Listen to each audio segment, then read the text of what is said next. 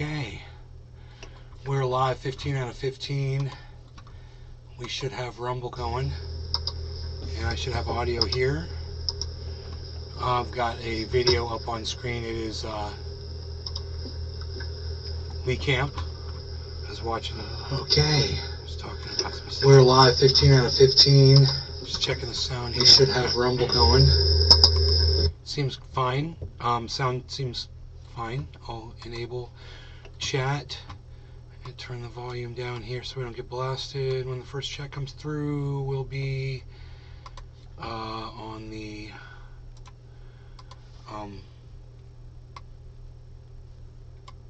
there it is, Google Chrome.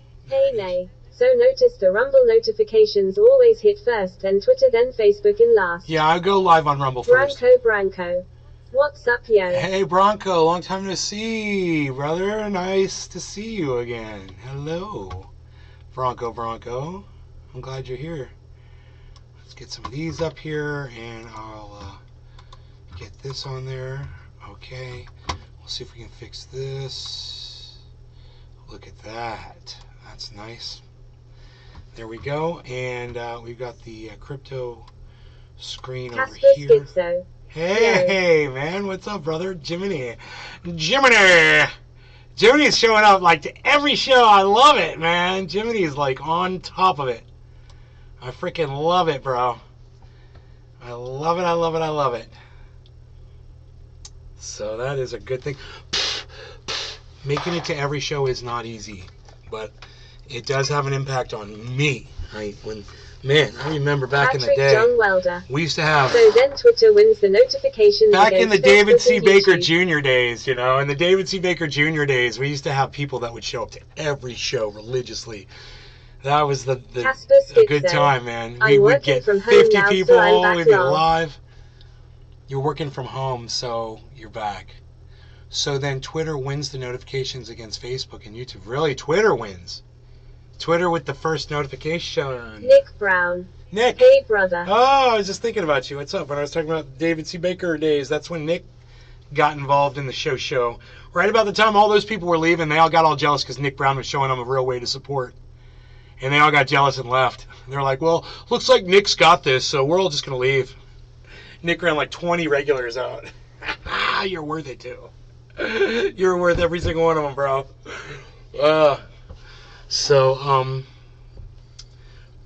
Casper Schizo. Oh yeah, man, back in the day we had our army of regulars. Hey, J-Rock, what's up? FJA rocks T-Gem. Nick Brown, yo. You know what? If people like... Keep people like Casper Schizo start showing up on the rag, Nick Brown, we'll blow it up again. We just need numbers, man. Nick Brown shows up almost every show. You show up almost every show.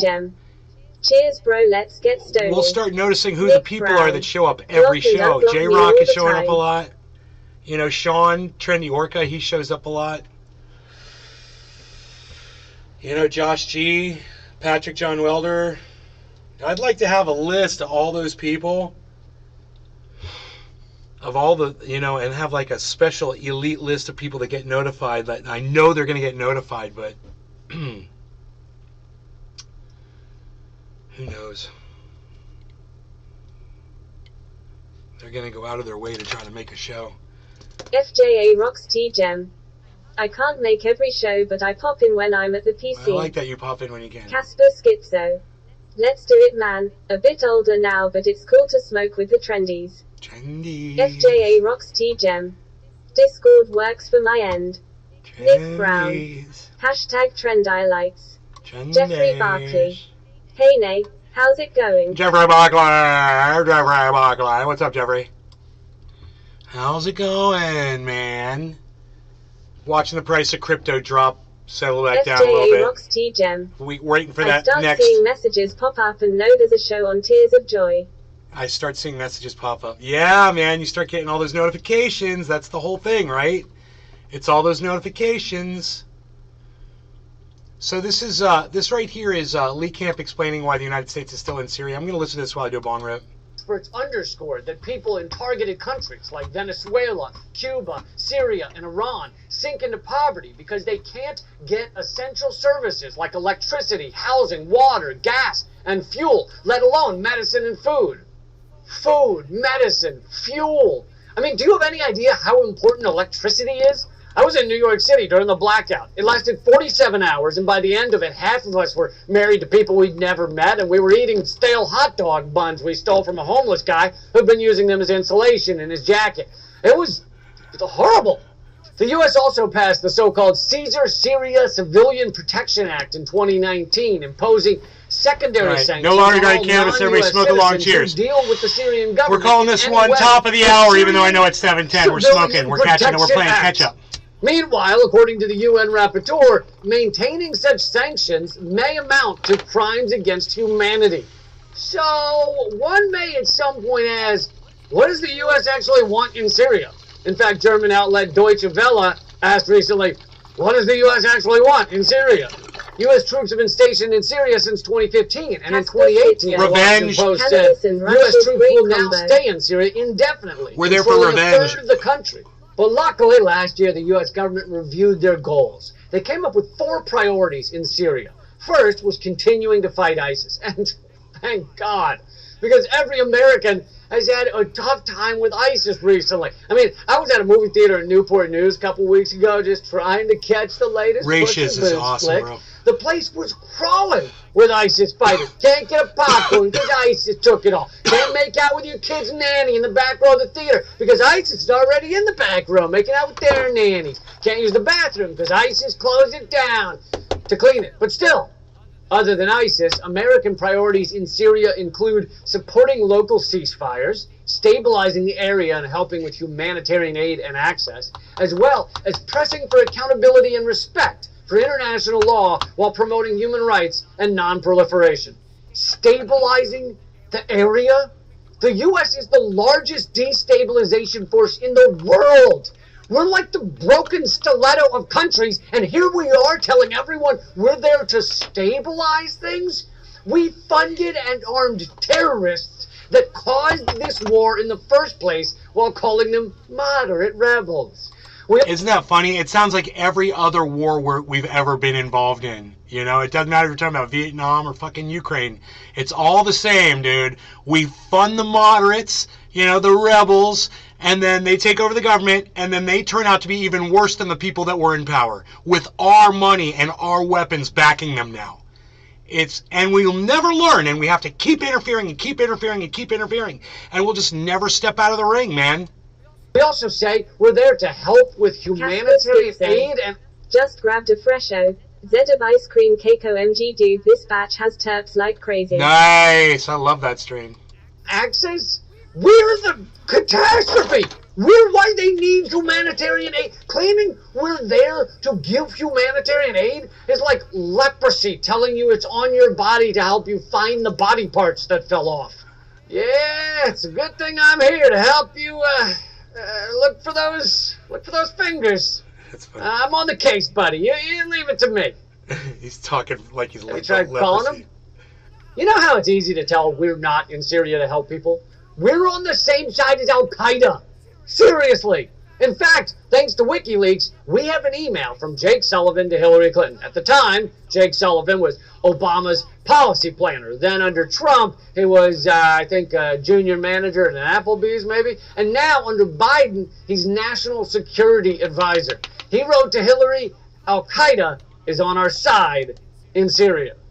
Wow, tough to misinterpret that. So the American government is on the same side as terrorists in Syria. They're on the same side as Nazis in Ukraine. Right. They're on the same side as murderous butchers like Saudi Arabia. Right. Same side as the worst polluters in the world. Same side as sexual predators like Joe Biden and... Just like I said, it's just like all the other... I haven't seen this yet. It's just like all the other wars we've fought everywhere else, right? It's the same MO. We're serial warriors, man, you know? Donald Trump. But...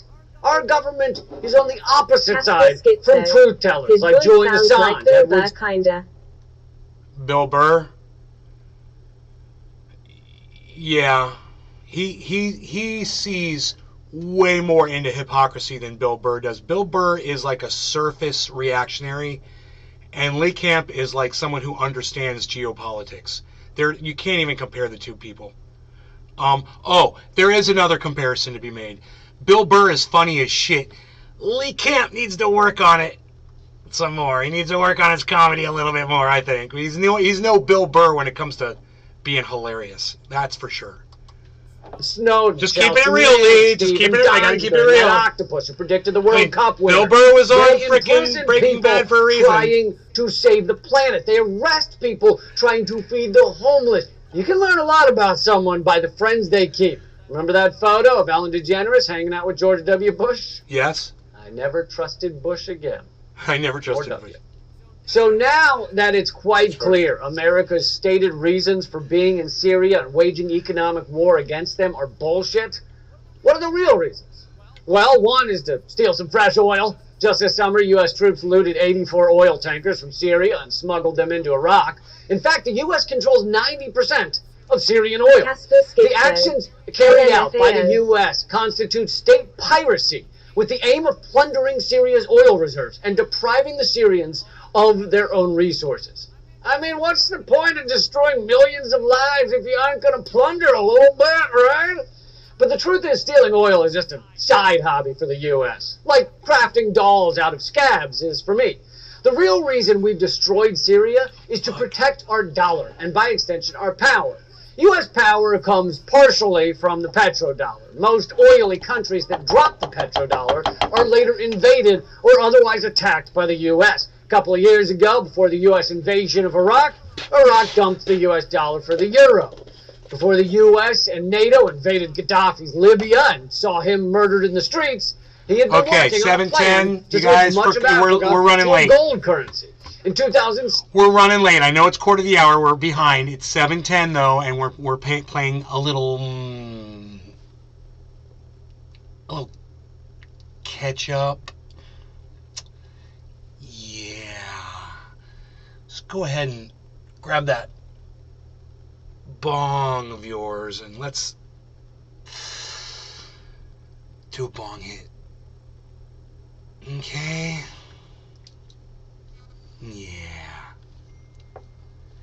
Yeah.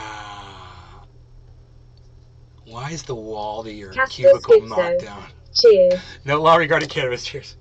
That's such a funny thing. Why is the wall to your cubicle knocked down, dude? What happened here, Peter? No law regarding... We'll get somebody to clean this up. No law regarding cannabis. Everybody cheers. Cheers. Everybody in the chat. Casper Schizo, Casper Schizo, Casper Schizo, Casper Schizo, Casper Schizo. And everybody on Rumble that's nobody that's chatting yet. Cheers, you guys. But 5 of you are watching, so cool.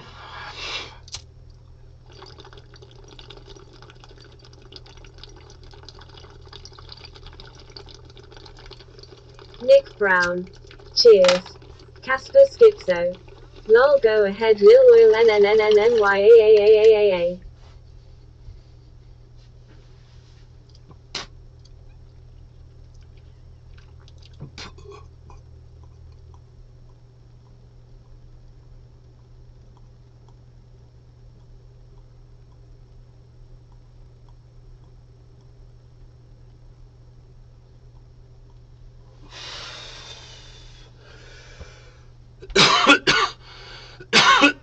Before our recent aggressions towards Iran, including Trump's assassination of their top general with a drone bomb, Iran had stopped selling oil in petrodollars. And before our invasion of Syria back in 2006, Syria stopped selling oil in dollars.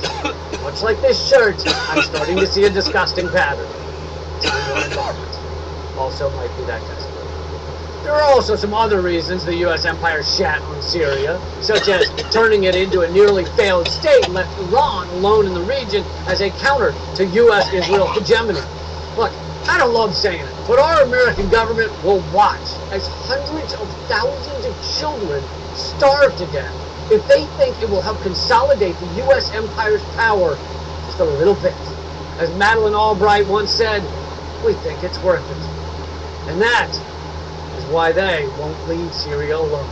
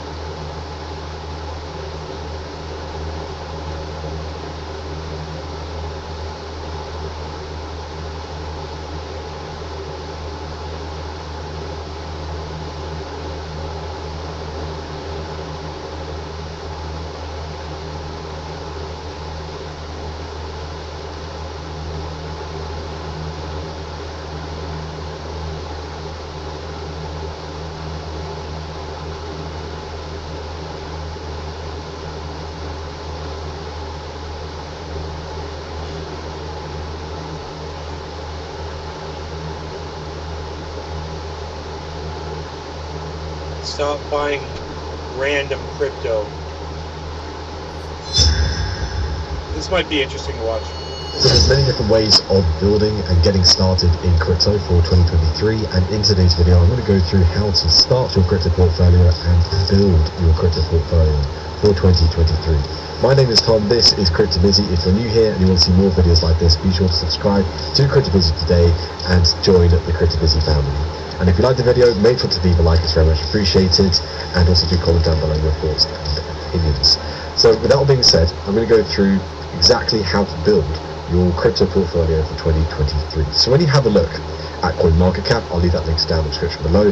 It's a very useful website. You can go through well, this ICC is 28.3% and I'm staring ultimately, at my if you own shoelaces. a Bitcoin or a bit of Bitcoin, it could be a fraction of it, you're ultimately building up your crypto portfolio. You've already diversified your holdings, which is a very big thing. Many people tend to oversee that. So if they hold a bit of Bitcoin, you've actually diversified your investments, which is a big step in the right direction, in my opinion. Now, none of this is financial advice. I'm not a financial advisor, and all investments have their own risks to it. So I'm going to go through also a strategy of building a low to medium to high risk portfolio. So just go through that in much further detail. When it comes to building your low risk portfolio, you really want to split it up into different sort of sections. So you've got your low risk. So your low risk really is a 50-50 split between your Bitcoin and Ethereum. That is ultimately your lowest risk possible when it comes to crypto. Even lower than that could be just be holding 100% crypto or 100% Bitcoin, and you'd be considered a Bitcoin maximalist. But for the majority of us out there, you also want to build your money to be a bit higher. So also spreading the risk across Ethereum as well is a good bet, in my opinion. So Ethereum currently trading at around $1,200, and it is considered a bit of a blue chip when it comes to crypto. And when it comes to crypto, ultimately you don't have a look at the price. Don't look at the price, have a look at the market cap when it comes to cryptocurrencies. So Ethereum is pretty much half of Bitcoin's market cap. Okay. And ultimately, what's the multiplier of that market cap when it comes to a crypto portfolio? That's super important when looking into that as well. Having a look into the ecosystem of Ethereum, there's a... Dude, he says market cap is really important, and then he doesn't really tell you why. What the hell was that? I want to know why market cap's important. You can hold some stable coins if you want to. That is also possible. I mean, these portfolios don't take into account stable coins. They just take into account a pure crypto holding. So something like XRP, for example, is again sort of a medium risk because of the SEC lawsuit that's happening for XRP, but has a potential higher reward or higher return in the future. So that's a big thing. Cardano as well, likewise, they're not being sued by the SEC, but they're not being sued at all, but they're also developing the network and trying to find that adoption rate. That is super important. And then also others as well. I mean, Solana has had a huge difficulty recently with their network. So again, the risk is starting to increase the further down you go into the list on CoinMarketCap. So then moving on to your high risk. This is where you start to split up your $1,000 into different sections. So you have just again an equal holdings of Bitcoin, Ethereum, XRP, for example. It could be Cardano, it could XRP, whatever. So a top 20, for example, and then a low cap altcoin, and then a micro cap altcoin. So the difference between a low cap altcoin and a micro cap altcoin does differ to depend on who you ask. But sort of a low cap altcoin could be somewhere anywhere between sort of $500 to $1 billion in terms of market cap. So it could be Hollow, for example. It could be it could be Zilliqa, for example, as well, just to pick one out of the top of my head. Engine Coin, that could be sort of a low cap, and then you've got a micro cap. This guy talks a lot and doesn't say anything. You guys notice that about this dude? Is anybody noticing that about this guy? I'm not learning anything. He's not. You know what it said? It said, stop buying random crypto. Learn how to build your portfolio. He starts mentioning a bunch of cryptos, and then on every crypto he mentions, he says, yep, can't use that one. He's like, oh, yeah, this one's not getting any better. Oh, this one, can't trust this one anymore. Yep, this one's failing. Oh, yep, this one's kind of going downhill. And you're like, so when's the part that I'm actually building my portfolio going to start? This is kind of weird. Schizo. Yes. Okay, well, let's just see if he goes anywhere, because I'm going to give him, he's got 5 more minutes. could be anywhere between sort of $50 to $100 million in terms of its market cap, and that is where the risk really starts to ramp up, and that is where people tend to look into the meme coins for microcap, because again the potential for the return is much higher, but also the potential for the loss is also much higher as well. So he's so far he said this is how you're going to build your crypto portfolio, and now once again he's talking about coins that he's not recommending. Risk is much higher in your high risk portfolio when it comes to the microcap, because again, the team can't wait till we get to the portfolio building part. They might have, and then we can compare it to my portfolio. On top of that, the partnerships not maybe be the same, the community may not be the same. It's a big thing when it comes to the microcaps and also the low caps compared to Bitcoin or Ethereum, where it is starting to become a household name and everybody knows what Bitcoin is, or have heard of it at least, and that is the big thing, and the difference between the high risk and the low risk portfolio. So all of these come with risk. Risk is still a word, or a phrase, a word within that phrase of low risk. There's still a risk when it comes to it, but then also, in my opinion, there's still a risk when it comes to holding cash in your bank account because of inflation. So inflation is eating away at your cash, and so there's always a need, there's a want to diversify your earnings and putting them into elsewhere. The stock market, crypto, could be whatever. So the next question you may have for me is, well, okay, at the moment it's very hard to make extra money or find extra money for the time being. Ultimately, I would prioritize paying the bills first. Pay off any debt I may have. Pay that off first. Then pay the bills. Make sure the bills are paid for. All of that. That is super important. Once the debt and the bills are looked after, then have a look into diversifying your portfolio, or at least diversifying your workflow. So you may have a job, and then have a look into that job. What can you cut out from your monthly outgoings? And then from that, could you find, let's say another type of job? Maybe you find sort of an entrepreneurial type of job. I need a bong. This is wasting my time, man. Maybe it might be a digital product. It could be a physical product. But ultimately, that's how some money can be made, and you could use that money. This guy says, stop buying random crypto, right? He says, learn how to build your portfolio in 2023. And now he's gone on for 7 minutes and 36 seconds. Dude, he's only got 3 minutes left. He's got less than 3 minutes left. And I'm waiting for the part where he's going to teach me how to build my portfolio in 2023. And tell me what random crypto not to buy, like it says in his title. It's really weird. He's just been talking about nothing.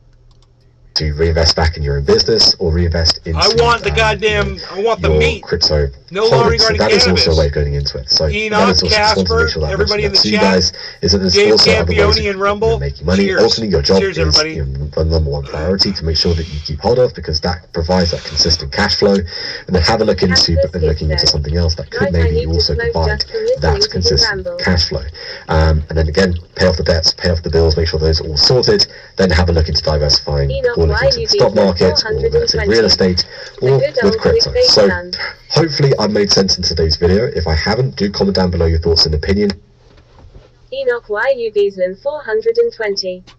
Cheers, brother.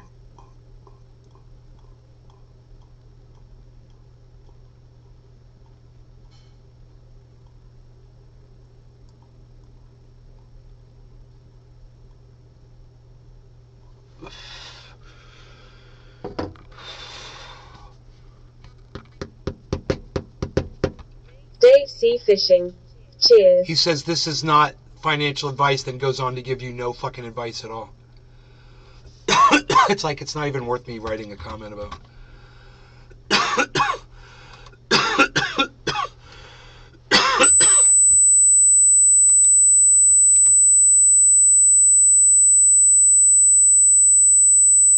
He's got 210,000 subscribers. Casper Schizo. I gained zero knowledge from that video.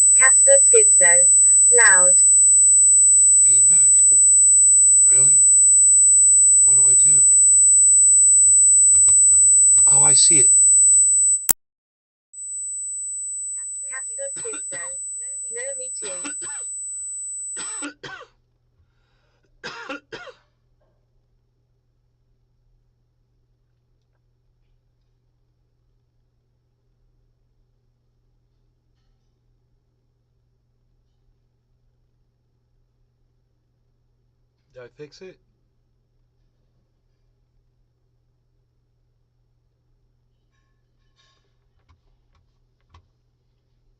Did I fix it?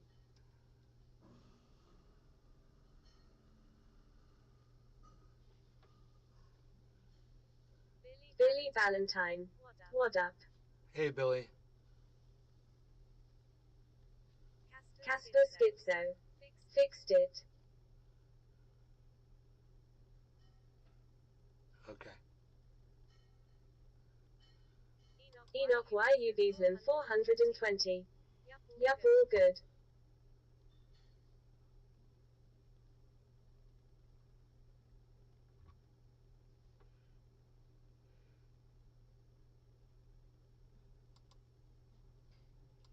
When it comes to building your low risk portfolio, you really want to split it up into different sort of sections. So you've got your low risk. So your low risk really is a 50-50 split between your Bitcoin and Ethereum. That is ultimately your lowest risk possible when it comes to crypto.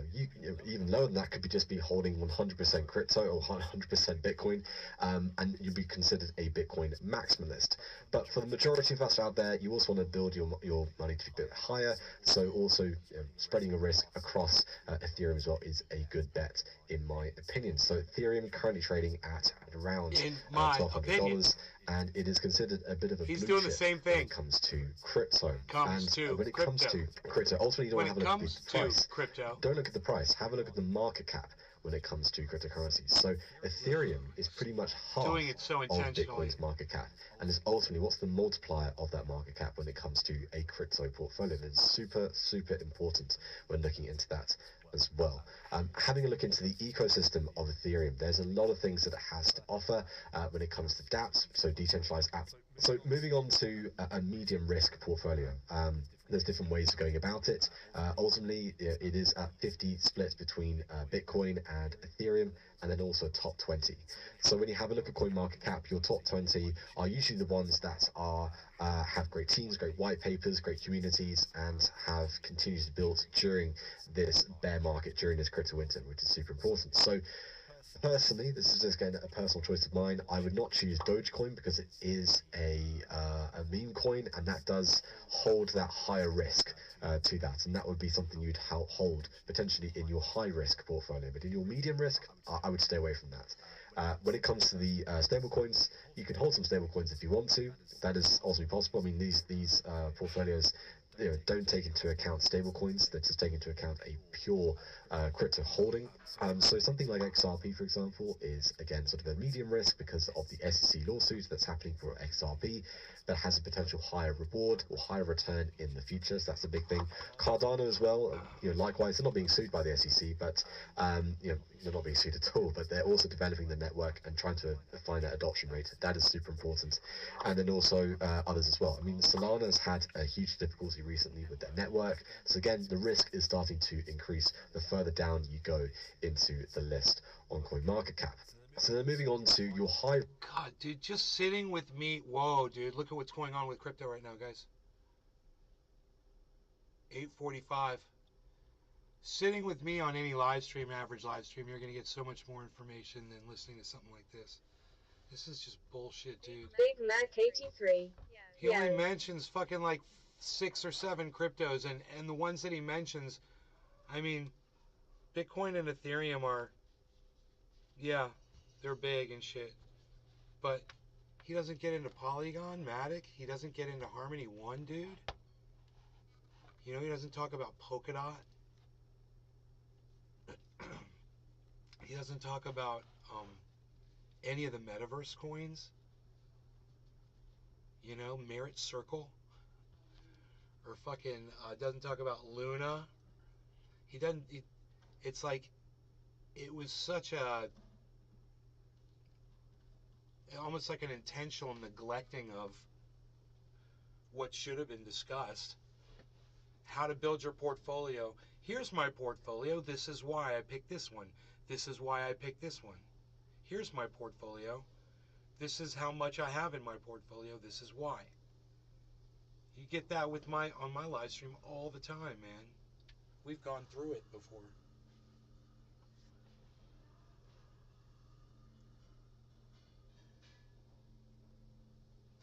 Shit, it's on the screen. Everything that I have is listed right here. And I don't have all of this. I monitor a lot of things that I don't hold. But everything I have is here.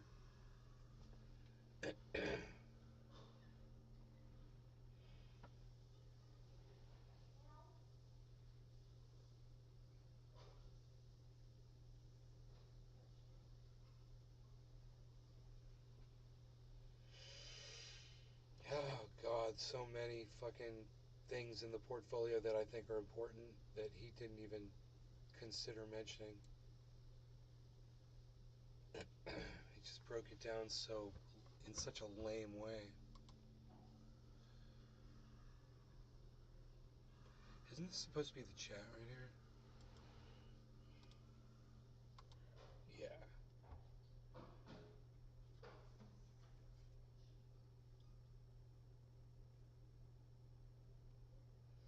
I never ate lunch today.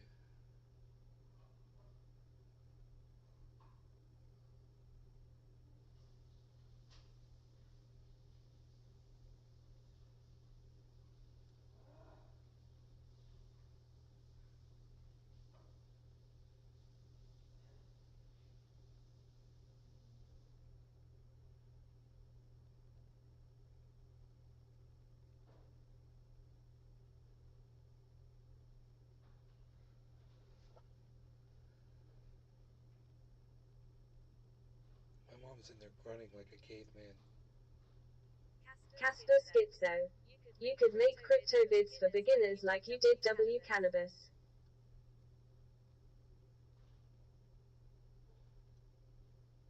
Yeah, I could. I just don't want to.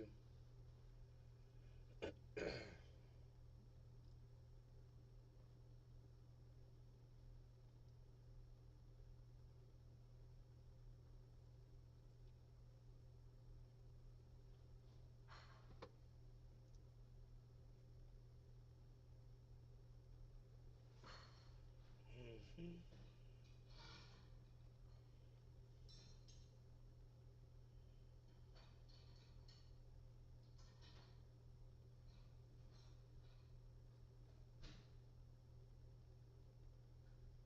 Casper Schizo. Lol, fair enough.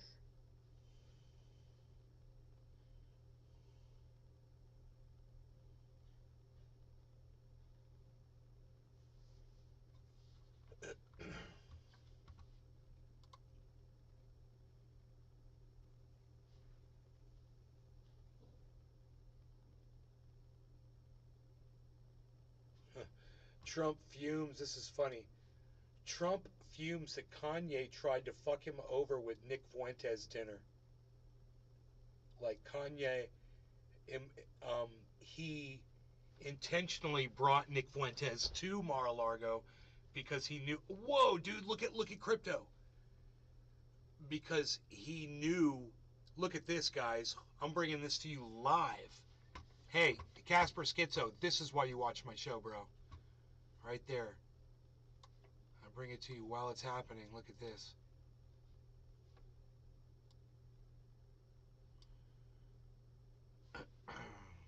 Winnet Muncher.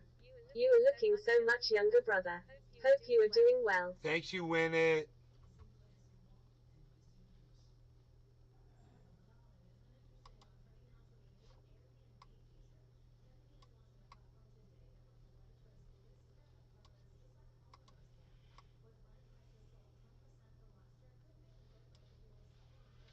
You guys.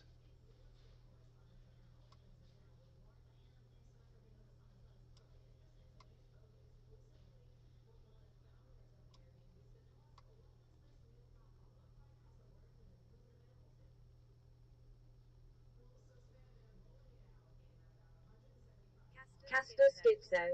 Yup.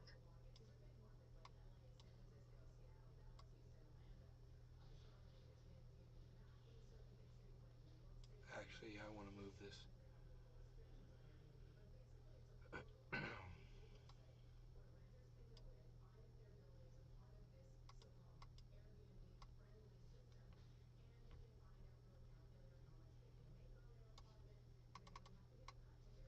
Oh, if you double click it, you can move it. that's how it works.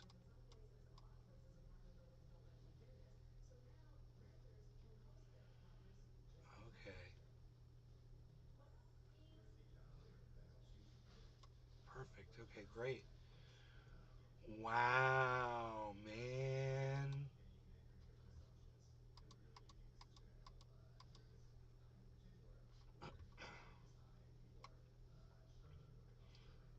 Holy shit.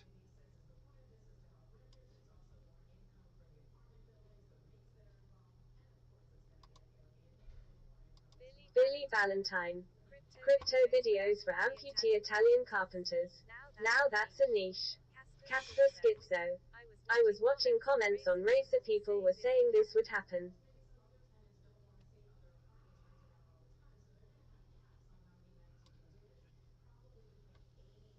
On This is happening right now, bro. It looks like it's going to try to go through again through 900 again. This was crazy. I mean, that was just a whoa. Here it goes again. It's just like this. Billy There's a Valentine. drop in value and Krusty the volume. Clown predicted this in 1954. There's a drop in value and volume all the way across the board right now, guys. It's all coinciding on every single one. So we're about to have a spike upwards even more.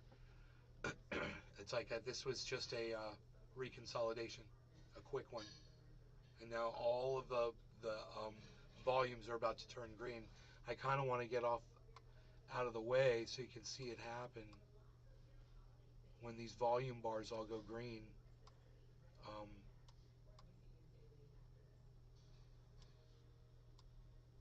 Here we go. Okay, watch. Casper Schizo. Pump, pump. Watch here, here, here, here, right here, here, and here for green bars all the way across the board. We should get yellow markers. When that happens, we'll get the green bars, then yellow markers above. All the way across the board. Should happen right now.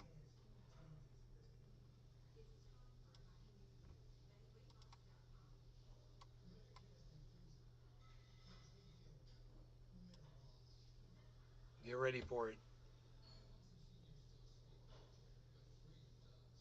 See this red line? It's going to get tall, then it's going to flip green. Should happen on every single one. Here we go. Here we go. Get ready. Here goes Cardano, Matic, and Bitcoin are all leading right now. Giant red spikes are going to flip green. Here we go. Get ready. There's a yellow marker on Bitcoin. There it is. Here comes the green spike on Bitcoin. Green marker on Ethereum. And Matic and Cardano should go green as well below. Even it looks like Binance on the far right have that drop in volume, drop in value. It's coinciding. It always leads to a pump upwards. Here's that yellow marker on Bitcoin.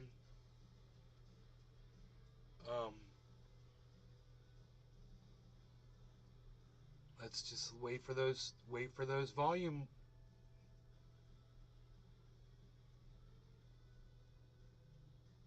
spikes to hit.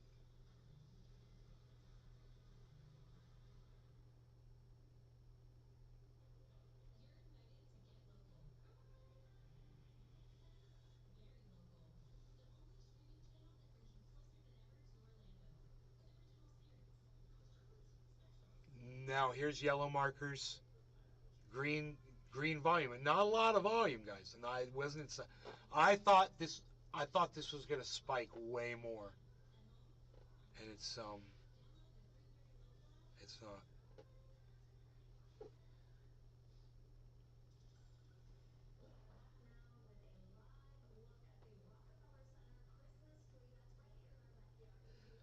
I really thought we were going to get really big green spikes of volume, like just dominating. it could still happen, but there's Ethereum. Ethereum keeps it up.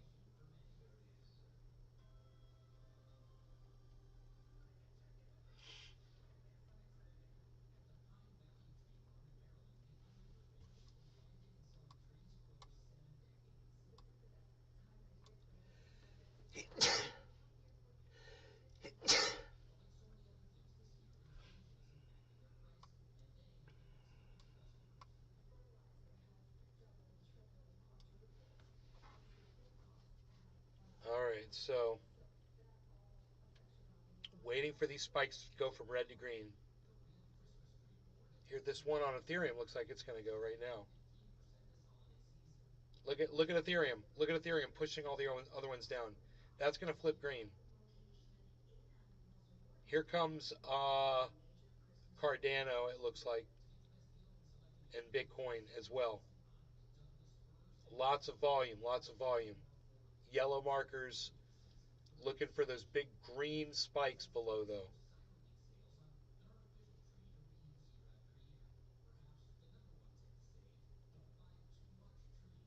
It's a long slope down, but the volume sloping down with the value always leads to a dramatic spike upwards.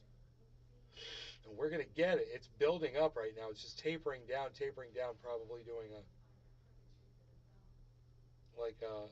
a wedge pattern, and it's just going to finish the wedge pattern and Casper shoot up. Schizo. I got the basic idea how this works, but the terms people use I need to learn. There's a really cool video on YouTube. It'll go over all the patterns and what they result in.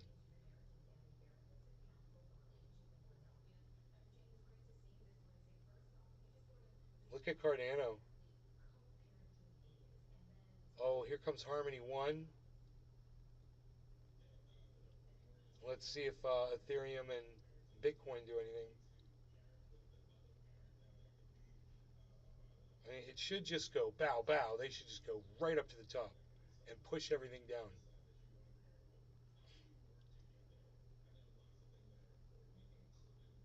Like Harmony 1 is really producing a lot of volume.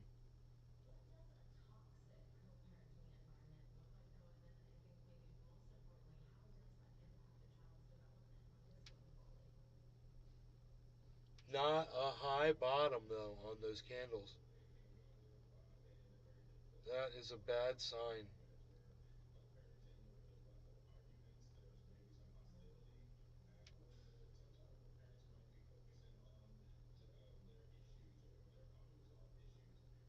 We need a high bottom on that next candle. There we go. It's a higher bottom. That's good.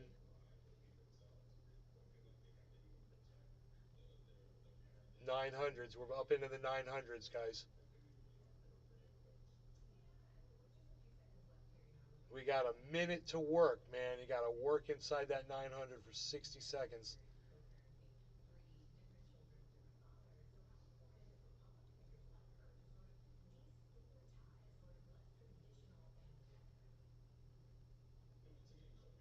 $924, $931. Okay, here comes a nice. I think we're gonna get a high. 1 minute. We're gonna get a high bottom. These are 1 minute candles we're watching below.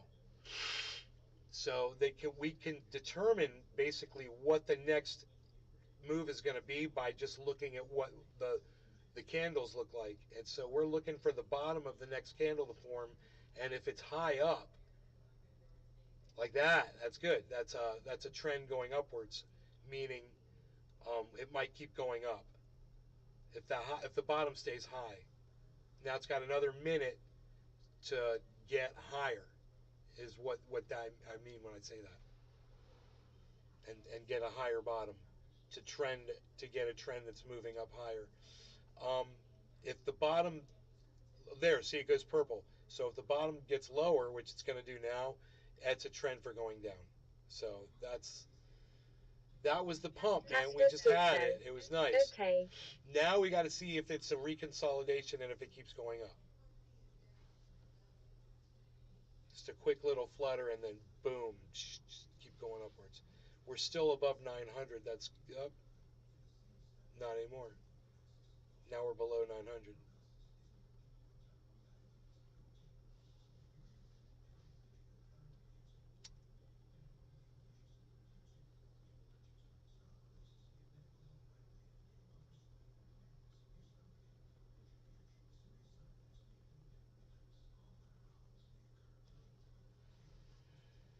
We were watching Bitcoin a few months ago when everything was dropping, and we were seeing fluctuations of $100 every second on Bitcoin.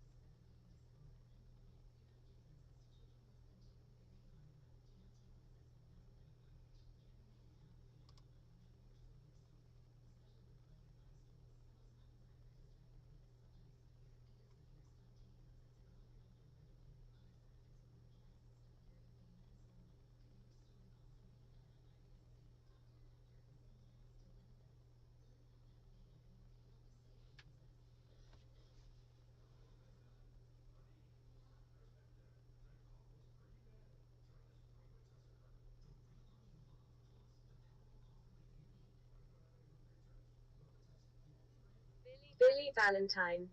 Tattooing my fingers. Should have done it before my skin aged. Hard as fuck. Ouch, 900, guys. When Bitcoin hits 900, if it can stay above 900, it'll move the whole market up.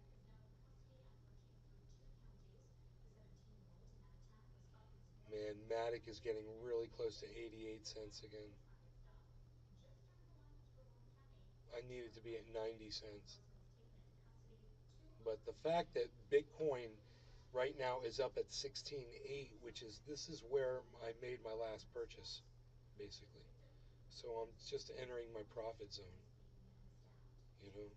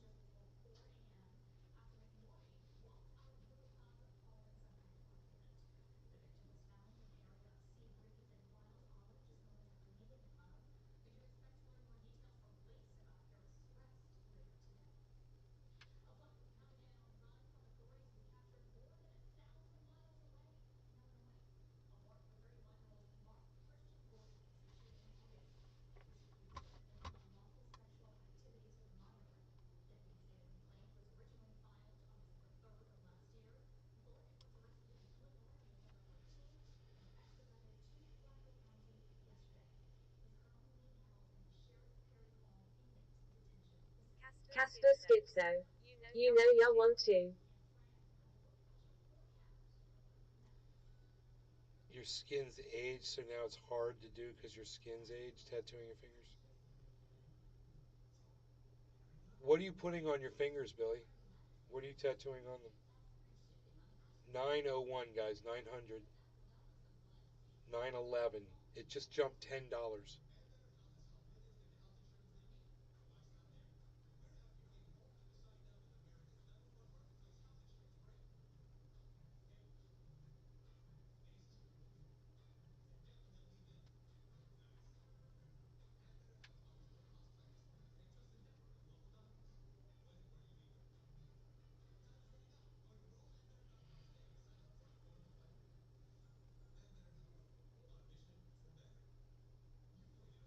Casper Schizo. Now stay there.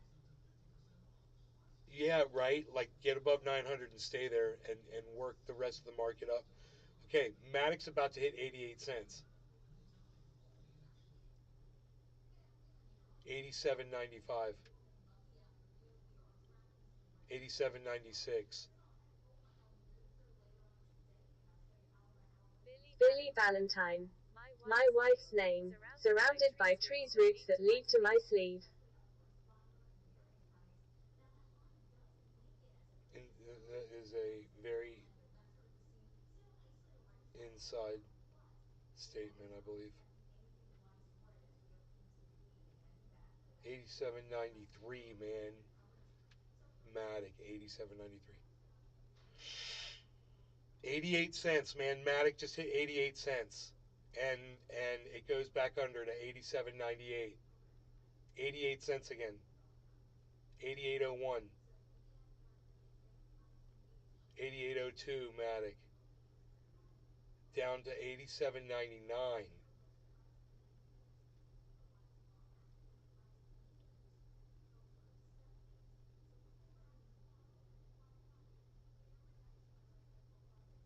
$87.97. 88.01. 88.02. 88.06. 88.11. 88.09. Oh shit, it's a pump. Look at Ethereum. 12.79.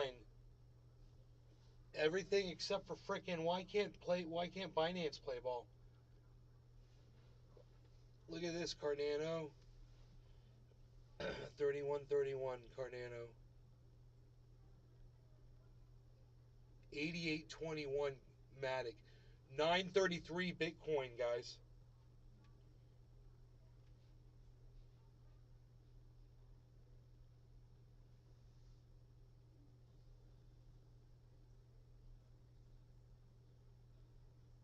$9.36.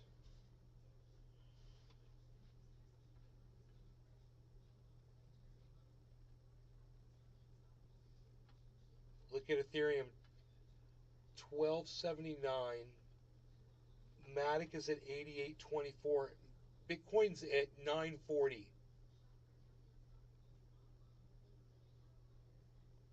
944. 944. 945. 940. 88.35 Matic. And Harmony's doing nothing still at 1440. This is a crazy market pump right here, guys. Crazy. Live on the show.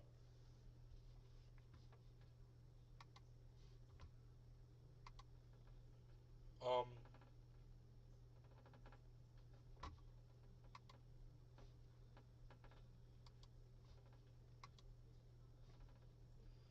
want to get this all off the screen. I want you guys to see this pump that I'm bringing to you live. This is across the board. Let's check the whole market. The only thing that's down is Luna, VRA, and Overland. Everything else is in the green. The highest one right now is FTM. Casper Schizo. They were saying this would happen, now I'm seeing it. I didn't really understand, but everyone was stoked. So, what, I guess, did Jeremy Powell have his speech today yet? Jerome? Let's look and see if he did his speech.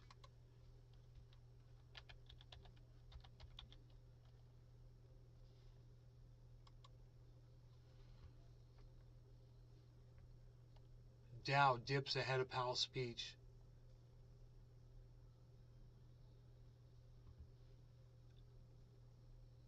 "1:30 p.m. Eastern." So he just spoke. This is it.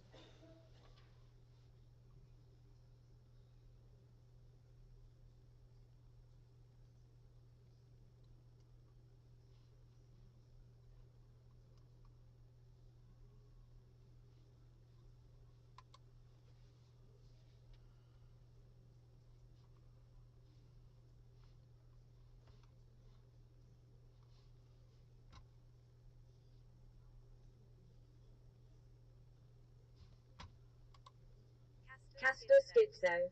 So this is in reaction to whatever he said. I don't know. Maybe. May have been good news. History says inflation could persist for a decade.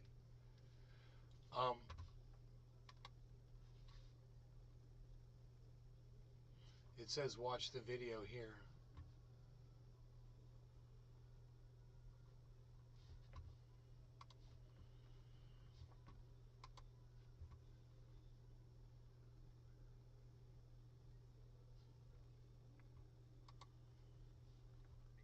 Curve.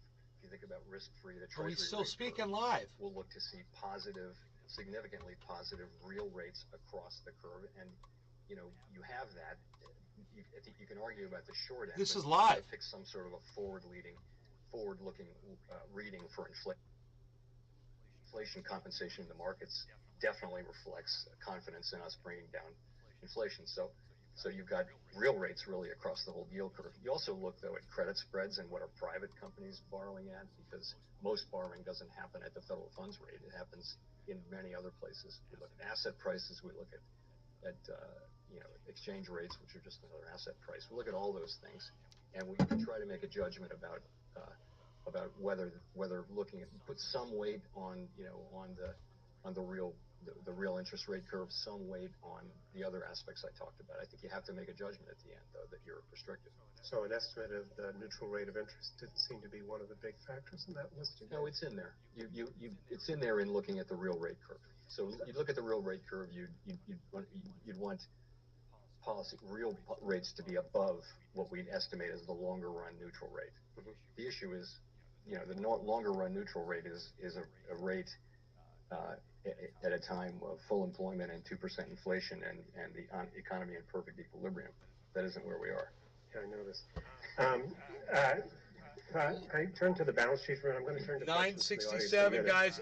We might go to 17,000 What criteria are you Bitcoin. going to use to decide when to end the shrinking of the balance sheet? Is it the economy? Is it whether money markets are functioning well? Holy moly. Is it whether the Treasury is having trouble raising money? How do you decide when you've shrunk enough, when you end the shrinking?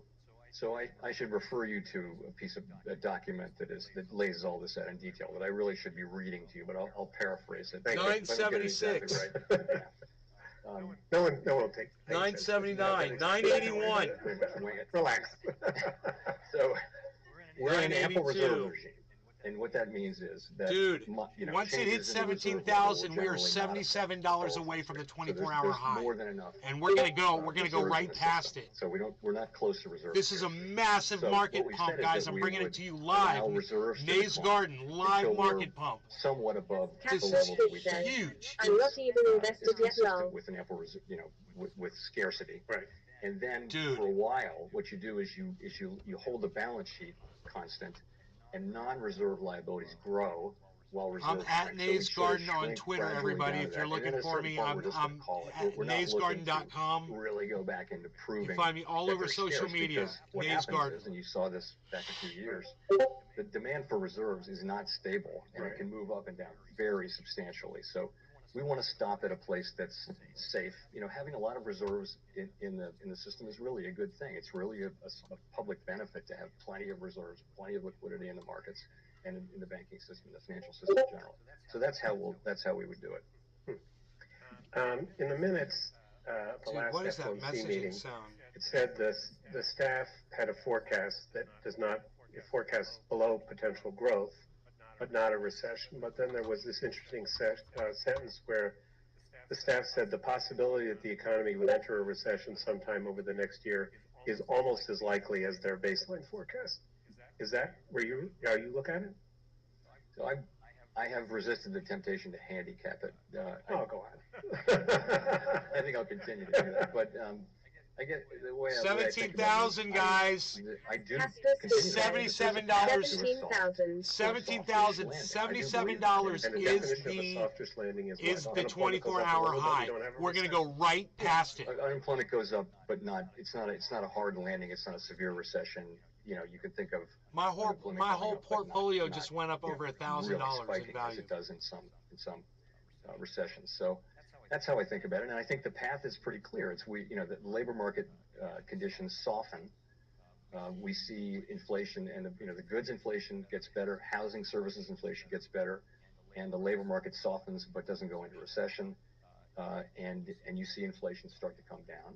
And I mean, I think that's very plausible. I don't want to be the handicapper on it. And, of course, our job is to try to achieve that. Mm-hmm. And I think it's still achievable. Although, if you look at the history, it's not a likely outcome. But I would just say this is a different set of circumstances. So you said at the last press conference that you thought the path to that soft landing had narrowed. Has it continued to narrow, or is it widened, or I don't know if you can have a wider soft landing, but I don't know that it's changed since that was. Does it sound okay, or is it echoey? I was asked the question: has it narrowed? Is it still possible? And has it narrowed? It's definitely still possible, and it has narrowed because if you look over the course of this year, nobody expected us to raise rates this much. No one expected inflation to be this strong and this persistent and this. It's going to reconsolidate and go right past 17,000 again, guys. Watch this. And so, the extent we need to keep rates higher or keep them higher longer, that's going to narrow the path to a soft landing. On the other hand, if we get good inflation data and we get evidence that all the things that I talked about, if all those things start to swing the other way, then we could very much achieve this. In August 2020, you announced a new framework for monetary policy, the flexible average inflation targeting framework.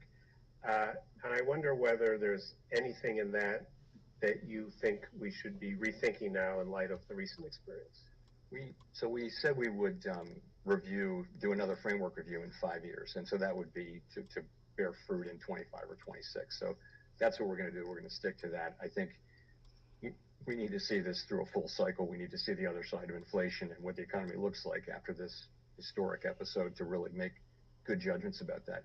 I will say, though, that aside from the framework itself, we implemented it through guidance of various kinds, and we put in really strong guidance because there were a lot of doubters that we would ever achieve. Here comes 17, guys. That was the main criticism. Boom, 17,000. There it is. But one piece of guidance that we gave was, and I don't think this had anything to do with or much to do, let's say it that way. It didn't have much to do with all this inflation we're experiencing. But the one piece of guidance that we gave that I probably wouldn't do again is we said we wouldn't lift off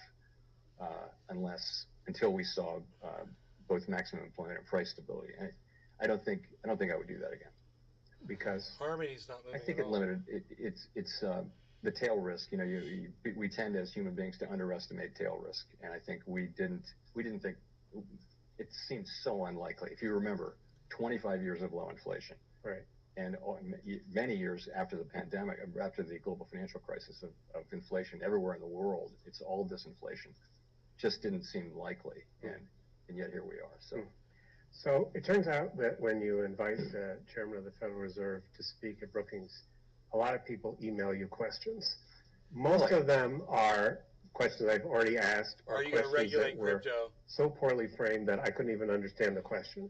But somebody asked me this one, and so I want to give that person an opportunity to get an answer. What do you like to do in the morning before you start work? Oh, come on. Fucking what an idiot.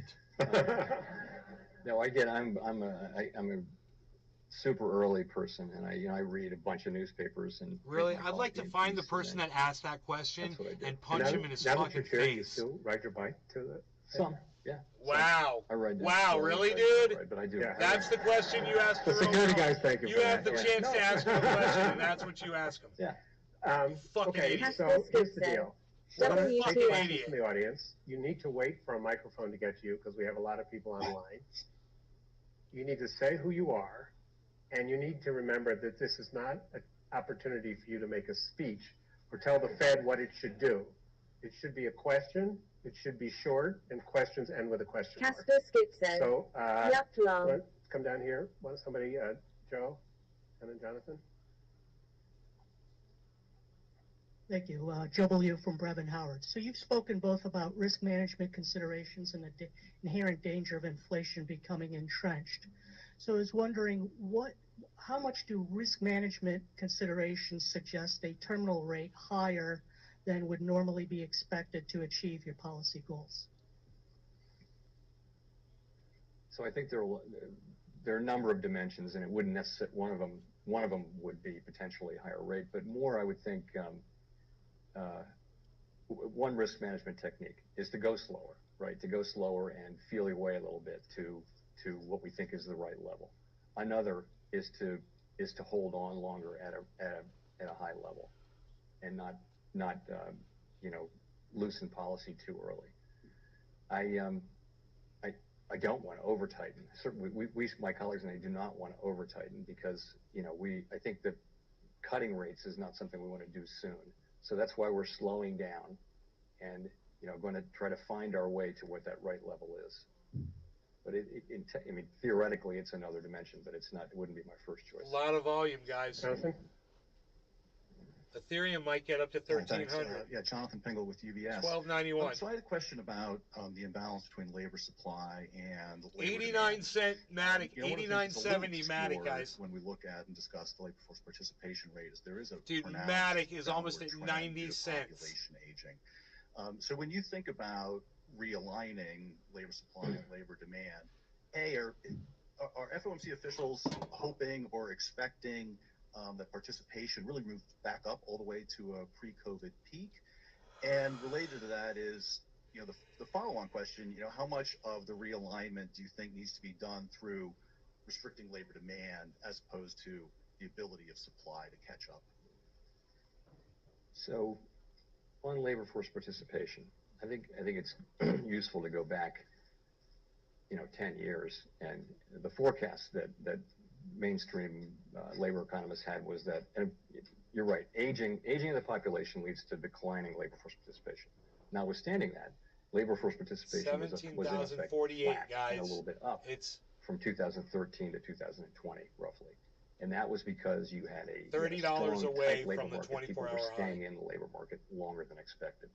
That was really what it was. 42. So our ability to predict is 43. not perfect in this, except over long periods of time, you have an aging population, so you're probably going to have declining labor force participation. 40. I don't think it's reasonable to expect that we get all 41. The way back to where we were with labor force 50, participation 41, in 40, 2020. 49. It's 63, 53. 7, I guess, population adjusted. I don't think 55. I don't see that, but 60, guys. We're nowhere near that now. We're 60. Below it's that now. It's so close to 77. The real question is, do we expect to see big chunks of labor force participation? I got to say, this year we've seen, in the aggregate, not much. Ethereum just hit its 24-hour high, guys, 1295. So, and I just brought it to you live. All of these are 24-hour highs. Matic 89.93 just hit 90 cents. Matic just hit 90 cents. A big part of the shortfall in 24-hour high, 90 cents. So given population trends, given that there's still some workers are clearly anxious about going to work during COVID, and given that immigration is well below the levels that were projected before the pandemic, does most of the balancing have to come on the demand side? Well, 89.99. We have to assume that. Matic's 89.99. That's why I talked about supply side policies on labor, although they're not for us to recommend. 9. There it is, 90 cent Matic, guys. That's this one right here, 90 cent Matic. So yeah, the answer is yeah. 005. I kind of said that in my That speech. is now the high, do 007. What it takes to restore balance. Bringing you the high of Matic, 24-hour high of Matic. While Jerome Powell speaks, live at Nays Garden. Really, just by slowing job growth. You're getting this live at Nays Garden, guys. Holy moly. Thank you. Joe Gagnon, Peterson Institute. Chair Powell, back in 2018, you gave a speech questioning the role of the so-called star variables that the Fed uses to navigate. And there was this possibility raised that maybe unemployment could fall well below what the staff thought the natural rate U star was, then without causing inflation. But then COVID came and turned everything around. And as you just said, one interpretation of COVID is that U star went way up and we were on the wrong side of it, which is inflationary. My question is, going forward, is it likely, do you think it's likely that things could reverse as the dust settles from COVID and we could end up back in that world where maybe we're on the other side of U star, we don't know it, it's hard to tell. What lessons did you learn from that period that got forgotten because of COVID, perhaps? Well, unemployment went below so what we write down and what the staff writes down is a longer run U star, longer run estimate of the natural rate of unemployment. I guess one thing I would say is that during the course of a long, relatively gradual I mean, so we only have one experience, Casper right, to Skipson. generalize from. But I what I came learned back from at that the right experience time, man, lol. long, I was already relatively just slow, coincidentally getting into not this super stuff. fast Oh, yeah. expansion. You really saw the natural rate of unemployment, the shorter term natural rate, come way down. We had 3.5% unemployment with really little sign. Wages were just getting up to that level of productivity and 2% inflation. So we could be back in that place. I think we could certainly be back in that place. But what we've seen, you know, it's another n=1 situation with the pandemic. It's also unique. I would also point out, though, we did see the inflation we saw at the beginning. We did have natural rate of unemployment go up probably significantly. But the original inflation we saw was not to do with the Phillips curve, with the labor Phillips curve. It was not to do with that. It was to do with goods more. So I think another way to frame Joe's question is, I think a lot of us thought that the lesson we learned when unemployment fell very far and we didn't get inflation, that maybe over time, before you were in charge, the Fed was erred on the side of being too tight. It was too worried about the unemployment rate falling.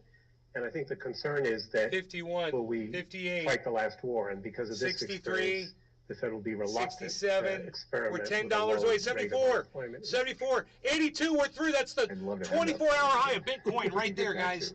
We now hit $17,088. Ethereum at $12.97, 24-hour high. Claudia Sam? Harmony 1, 24-hour high, 1460. Matic, 24-hour high, 9012. So the question I had is, we've Casper had Skipson. unexpectedly fast and large rate increases this year, and that has pushed up the dollar relative to basically any currency in the world.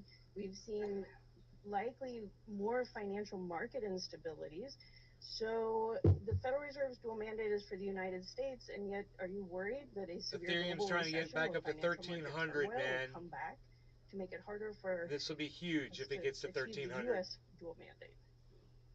And if So we we hit do- 17,100 on we do, of Bitcoin, course, it's 90 right now. Look at global developments. These are we have real a domestic big mandate, of course, benchmarks. as every central bank does. But 17,100. in this world, global financial $1,300 markets and the global Ethereum. economy That's what really we're going matter for. us. So we monitor $4 away on very Ethereum, carefully. $5 away on Ethereum, $20 away We on really Bitcoin. think, and my colleagues and I really think, that the best thing we can do $24. for ourselves and for the global economy is to get inflation under control as quickly as possible. We don't think the Dude, world's it's going about to to be hit a better 100. place if we take our time and inflation becomes entrenched, and then we have to go in 17,099, later. guys. The That's going to be a evidence is that benchmark. the employment costs Here we go. Here we go. We're trying to do it. Here we go. inflation down only rise with delay. Here we go. So there it is, 17,100, and we're through. We don't want to do any more than Boom. we have to do. But we feel Benchmark. like Ethereum's going to go up to $1,300 now. Watch this. We needed to do what we did, and here it goes. I feel like we're 297, now in a place, 298, where we can slow 297, down and try to reach 297, that ultimate level. 113 Bitcoin, 103, 109, 296 on Ethereum, 109. We do something with rates.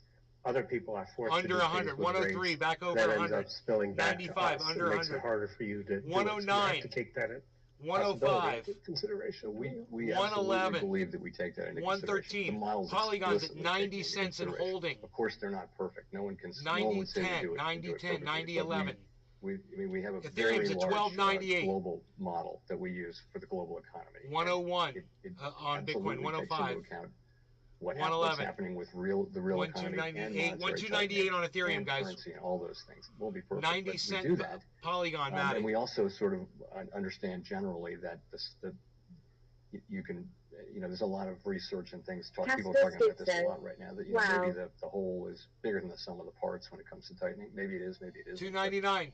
Here, man. Ethereum's at 304. But again, here it goes. I come back to here it goes. Look where we are. We're gonna hit 1300. Ethereum. 375 basis points. Markets are working. Casper Schizo. As if this is happening right now. We're in a place where we really can get inflation under control, and we haven't. Unemployment's at 3.7%, so we haven't done. I don't regret getting to where we are, and I think. Dude, here we go. 1299 Ethereum. Get this over quickly. 1,300 Bitcoin, man. There it is on screen. 1,300 Bitcoin. Stand up so the mic can find you. 17,136, man. $1,300 Bitcoin. 17,131 Bitcoin. If they're short. Ethereum hit 1,300. So drop one back question down. on the labor market is, how do you reconcile this should propel the characterization everything of the labor market is very tight with the fact that wage growth isn't now keeping the up with fact that inflation Bitcoin's and the over labor share of 1,700 GDP is really huge. hasn't risen since 2020. And then second question is, how much credence or what kind of research do you rely on to think about the notion that a very tight labor market will lead firms to invest in and innovate and become more productive over time? Could that be a tailwind? 1299 Ethereum, 1299.34, 72. Okay. I wrote those down really fast. 1299.36. That was the problem with reading my handwriting. 1298.59. You asked about. Well, the labor market is tight, but wages are not rising And real faster wages, than real inflation. wages. Okay. And the labor share of GDP, which has been depressed for some time, hasn't really started to rise. So how do you put that into your thinking? So naturally, we understand that real wages are not going up for most people. But to me, that isn't the 298, 299. That's true, but it's 300, not really dispositive. 323, I think 299.55. the issue really is that it's one of salience, really. So at what point do people start saying, Here we go, 299.18. You know, my real wages are going down. You're giving me these 6% wage increases, but inflation is 7.7%. 299.26, I need more of that. So we don't really know when that point is. But when you get to that point, you're in serious trouble. And we don't think we're at that point, but it can't be that we can go on for 5 years. We broke 17,000 at very on high this levels live stream, of man. inflation, and that it doesn't work its way into the wage and price setting process pretty quickly. So that's a serious concern. So on the second question, yes, no, I think we're seeing that. You know, Ethereum's you're got to seeing get the service back over industries. 1,300 though, and it's You're just going under. to see. This labor shortage that we have, as I mentioned, it Matic doesn't look is like it's still going away at anytime 90 soon. cents and And 92. that's absolutely 90.84. certain to lead to a lot of investment in 90.72. technology and labor replacement technology where there isn't labor. And I think you'll see quite a bit of that. And it could be a dividend 63, going down the road. I would think it'll have to be to provide Bitcoin's the services under that the public wants to buy. 17,100, 98, 95. Thanks, Mike Farley, JP Morgan. 98. So you spoke about going somewhat restricted 101, and staying there for 102, a long time. Why would you prefer that over a shock and all approach? Ethereum's at 12.99 again.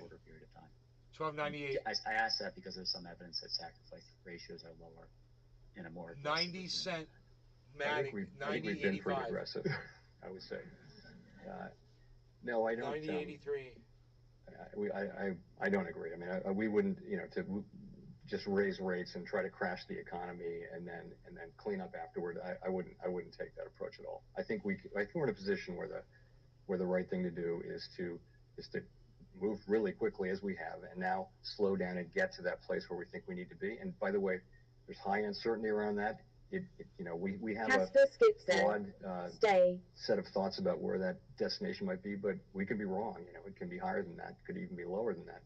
We'll have to see. But I think that's the right approach, and that's also the approach that it would allow us not to throw away the option value of upending a lot of lives, which we would do if we crashed the economy and raised it. We might get rid of inflation, but at very high human cost. There's a question in the very back, a woman in front of the camera. Do you want to stand up? Thanks. Thank you so much for seeing me in the back here. Nancy Marshall-Genzer from Marketplace. Just wondering, Chair Powell, is the Fed in danger of neglecting its maximum employment mandate? Is the maximum employment mandate taking a backseat to the stable prices or inflation mandate? No, absolutely not. Absolutely not. The thing is this: without stable prices, we can't have maximum employment, and that's how I think about it, and I think my colleagues as well. In the sense that if you're constantly fighting off inflation and having these battles and having to raise rates, and it goes on for 5 or 10 years, you're not going to have maximum employment.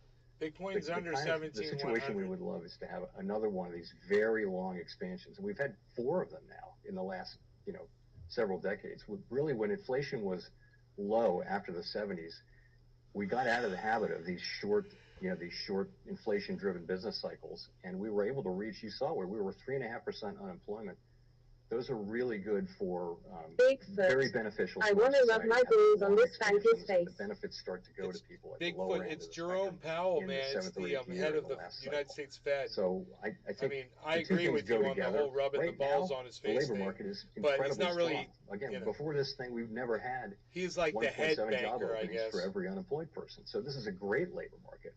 He's trying to save Billy Valentine. Great in a way Be because ha ha ha ha ha ha ha ha ha. He's trying to save our economy, you know. Time for one more. In the back, gentleman on the aisle. Right, 2 questions. 2 gentlemen on the aisle. Keep them short. Thank you. I'm Orange Wang from South China Morning Post of Hong Kong. So I would just like to ask a question related with Chinese economy. So right now, a lot of analysts are arguing or believe that China's zero COVID policy is continuing to take a toll on the Chinese economy, but also likely to weigh on the global economy due to the size of China's market and its position in the global supply chain. So we're just wondering about what impact or how much impact do you accept that continuously slowing Chinese economy would have on the U.S. economy or the Fed's next interest rate moves? That's and an interesting question. Is China's current economic situation a disinflationary factor or a inflationary factor to the U.S.? Thanks. I guess I'd just say that to the extent China's having shutdowns in the parts of the country and the parts of the economy that are deeply connected to global supply chains, that's going to make those supply chains less efficient, less effective, and so that will have an effect on the prices of some of these goods that are manufactured or assembled in China. So it does have an implication for the U.S. It's hard to say how big that will be without knowing how persistent, how long these lockdowns take place for. The gentleman behind you. Thank you. Evgeny Shego with Public Citizen. I was wondering how you think about the trade-off of restrictive policy and the supply constraints you mentioned. So in particularly when it has negative effects, say, on housing production that makes it harder to meet housing demand, or on the congressional investment through the Inflation Reduction Act in climate change mitigation and in energy policy that will make energy cheaper long-term. How do you think about that trade-off? I don't think our restrictive policy would have much 100 of an effect again, on guys. The sort of climate mitigation. It's over 100. You're talking about in terms of now. If Ethereum housing, can get 300, there are two things. One, there's sort of a longer-run housing shortage that we have, and we're going up. In the meantime, if you can't get 1,300, we got trouble. Coming out of the pandemic, rates were very low. People wanted to buy houses. They wanted to get out of the cities and buy houses in the suburbs because of COVID, and so you really had a housing bubble. You had housing prices going up at very unsustainable levels and overheating and that kind of thing. So now the housing market's going to go through the other side of that. Polygon Matic come out in a better place. Amazing comeback. None of this really affects the longer run issue, which is that we've got a built-up country and it's hard to get zoning, it's hard to get housing built in sufficient quantities to meet the public's demand. So I want to thank you, Chair Powell, for being generous with your time, and thank you all for coming. Wow, that's it. I want to appreciate everybody asked a short question, which that's the first time in my experience in 8 years in Brookings that's happened. I'd like it for all of you to stay in your seats for a minute till the chairman can leave safely. And if you have paper, coffee cups or something, take them to the back of the room and dispose of them. So thank you very much. So, with all that being said, what's up, everybody? Welcome into the stream. Well, markets reacting pretty positively to that. S&P up almost 2% on the day. NASDAQ up 3.3%. And Dow is up over 1% on the day. So, there we go. Sorry about that. Yeah. So pretty big. Oh, y'all can't see me. There we go. Pretty big day here for the markets as a whole. Jerome Powell saying some pretty bullish things, saying some,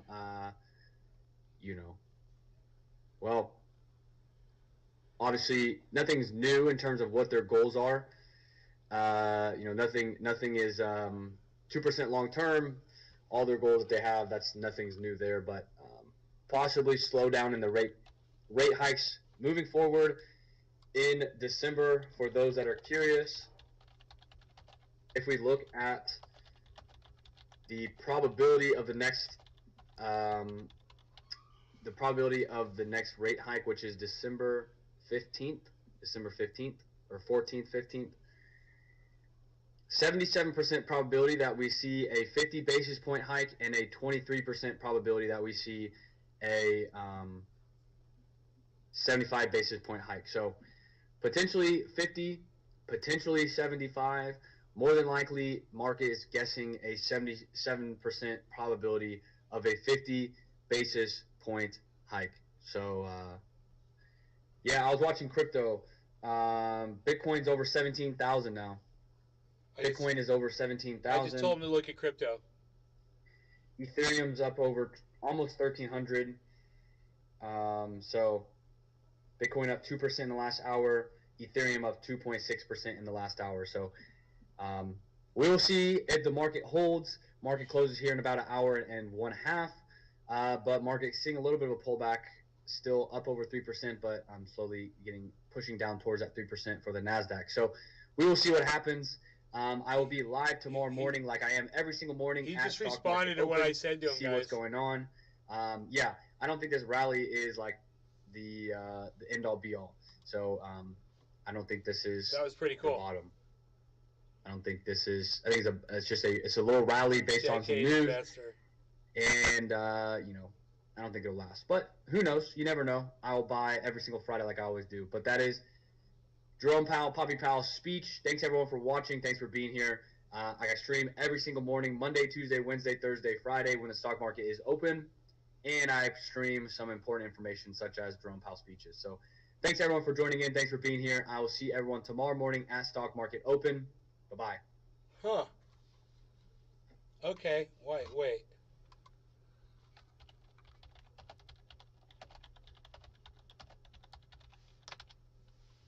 Live here now, folks. Let's see if some people want to come over. I got that off just before. From New York City for our viewers world. Just before the chat ended, man. I told everybody I was live, but I don't know.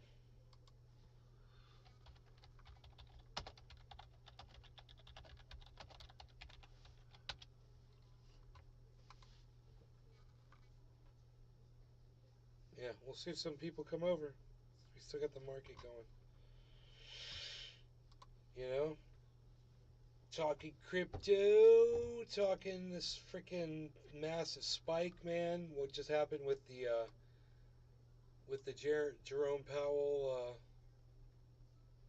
I like to call him Jeremy Jerome. With the Jeremy Jerome Powell speech, and crypto immediately responded. So there was a spike this morning, and we covered that live. And then I go live again, and boom, this thing hits while we're live again. Great timing, I must say.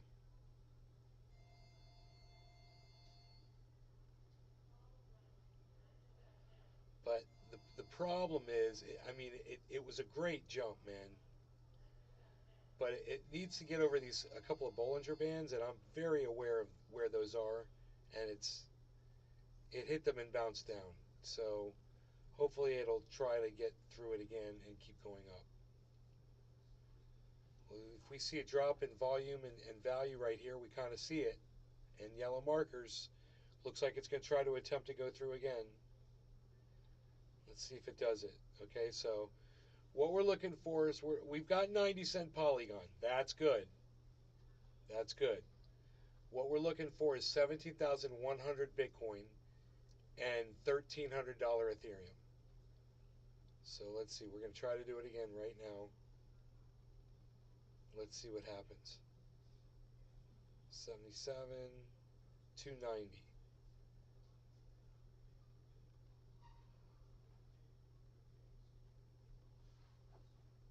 $70.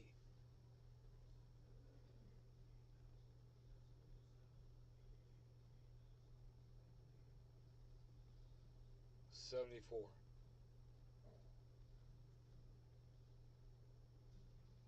75. Casper Schizo.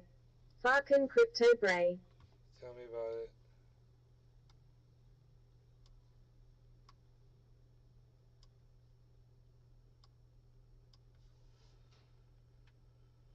Tell me about it. 74, 291. 78, 291. 82.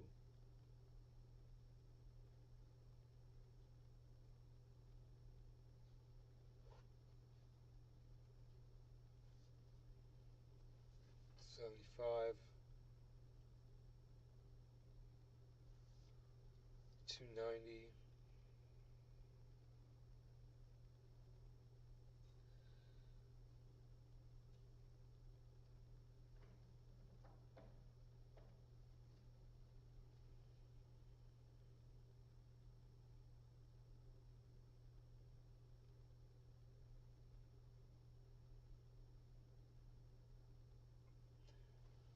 That was a hell of a pump, man. I'm afraid it was just a single pump.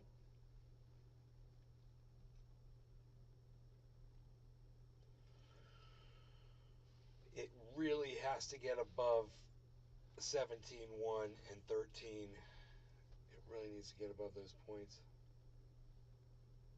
But I don't see it coming back down. I really don't. It'll be interesting to see what Harmony 1 does. It's at 1450.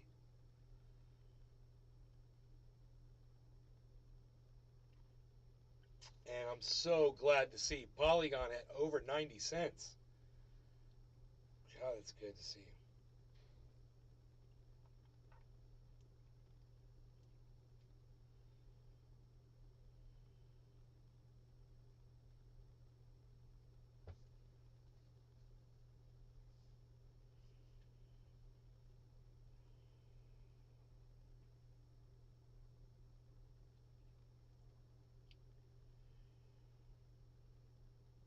All right, guys, I'm going to call this show. I hope you enjoyed it. It was more than an hour. Yes. Looks like an hour and a half show we did. We got Bitcoin over 17,000. We'll see if it stays there. I'll see you guys tonight right back here. And in the meantime, I'm at Nays Garden on Twitter. I'll be looking for you over there on Twitter. I'll be there tweeting and such about various things. You guys take care. Bye, everybody.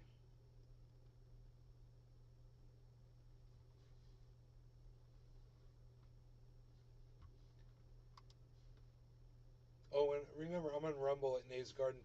I'll give you a link over there. Here's a link to the Rumble. So you can go join over there too and get notifications from Rumble. Notland's over there. All right. Bye, guys.